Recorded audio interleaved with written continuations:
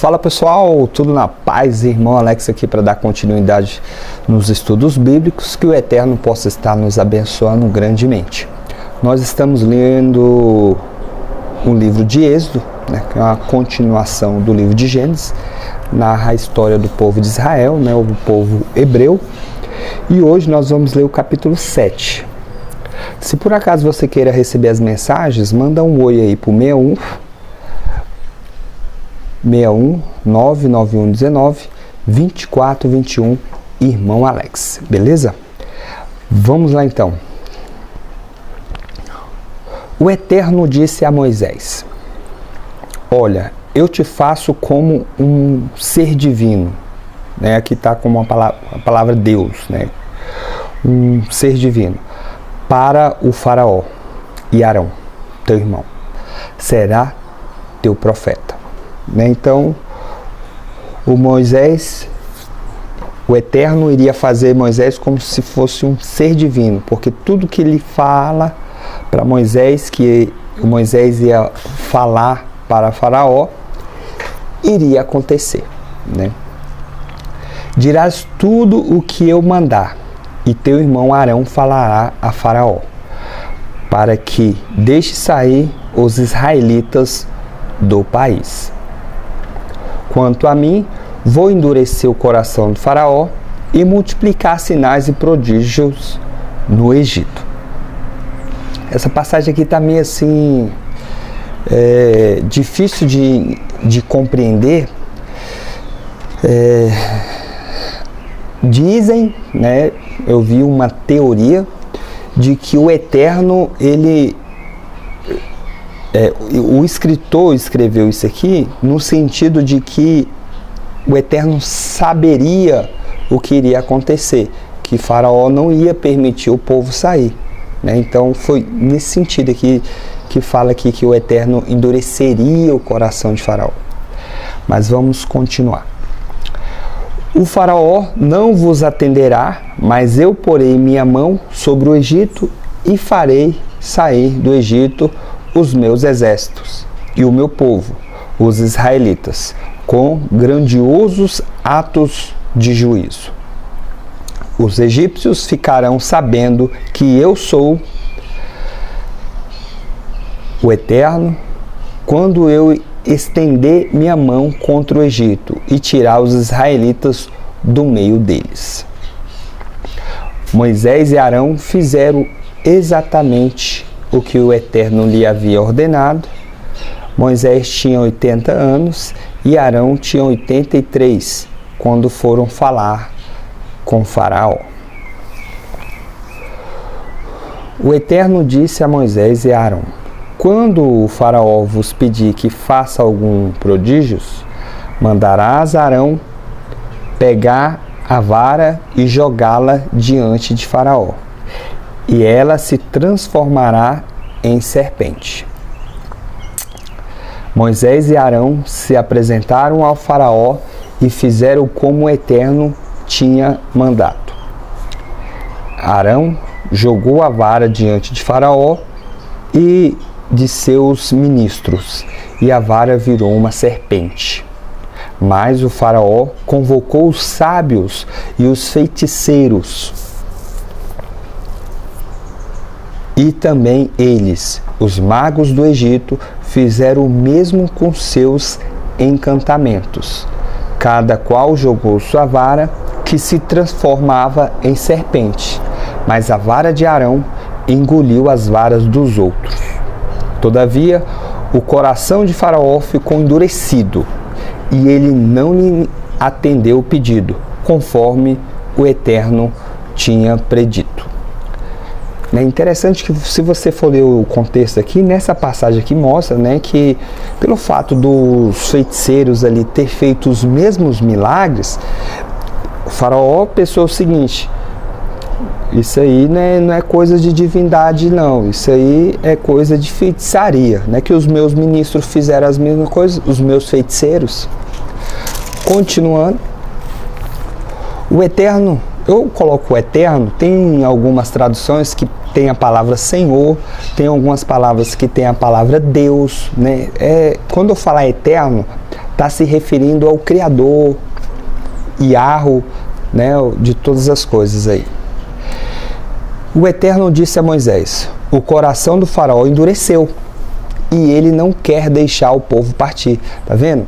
Endureceu por quê? Porque eu faço uma conjectura, porque ele percebeu que os magos lá fizeram os mesmos milagres. Por que ele iria deixar? Né? Entendeu o que eu falei lá atrás? Pelo fato do Eterno saber o que iria acontecer, o faraó não ia deixar o povo sair assim tranquilamente, né? Vamos continuar então. Vai ao faraó amanhã cedo, quando ele sair para a água, estarás à sua espera à beira do rio. Levanta contigo a vara que foi transformada em serpente.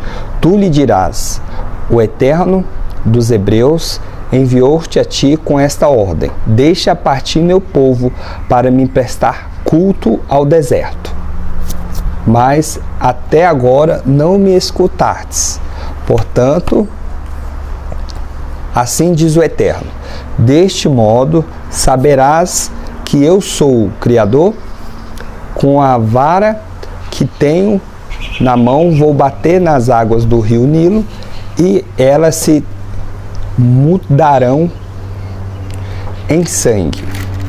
Os peixes que estão no rio morrerão e o rio ficará tão poluído que os egípcios sentirão nojo de beber a água do Nilo.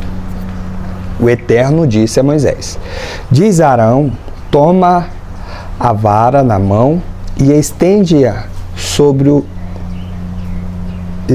a mão sobre a água do Egito, sobre os rios e os canais, os pântanos e sobre todos os reservatórios de água. Toda a água se transformará em sangue, e haverá sangue por todo o Egito, até mesmo nas vasilhas de madeira e nos recipientes de pedra. Moisés e Arão fizeram como o Eterno lhe tinha ordenado.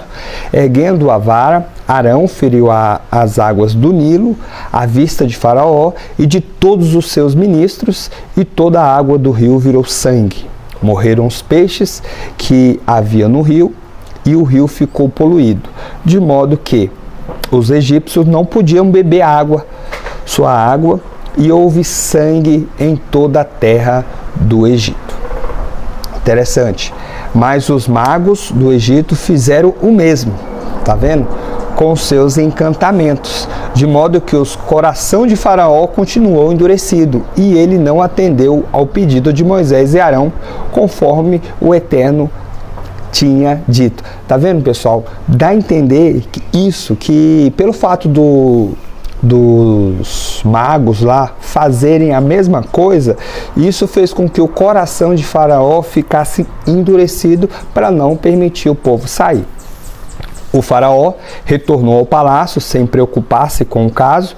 Os egípcios contaram nas margens do rio e procuraram água potável, pois não podiam beber a água do rio Nilo.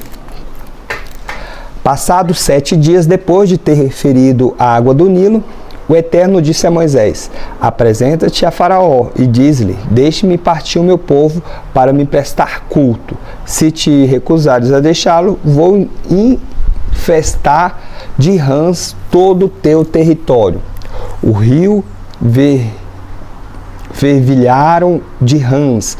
Elas saíram do rio e penetraram em teu palácio, num quarto, no dormitório e até sobre o leito, nas casas dos ministros e do povo, até nos fornos e nas amacedeiras. As rãs virão sobre ti, sobre os ministros e sobre todo o povo. Então, tá aí, terminamos o capítulo 7 e vamos dar continuidade. Uma coisa aqui, pessoal, que eu queria comentar é o seguinte: parece-me, né, eu vi um estudo aí, que todas essas pragas, todos esses acontecimentos que aconteceu lá no Egito, eles tinham, né, um exemplo, o rio Nilo era um rio que eles tinham como rio sagrado. As rãs tinham divindades que eles serviam, várias divindades que tinham muita familiaridade com esses deuses que eles serviam, né? Então, Por isso que veio esses enxames de rã, depois veio os mosquitos.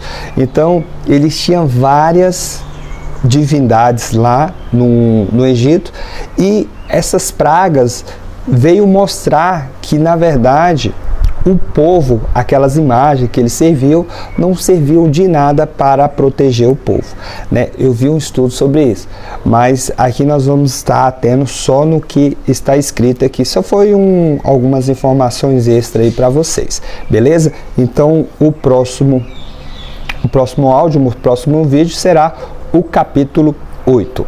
Fique na paz e um abraço do irmão Alex.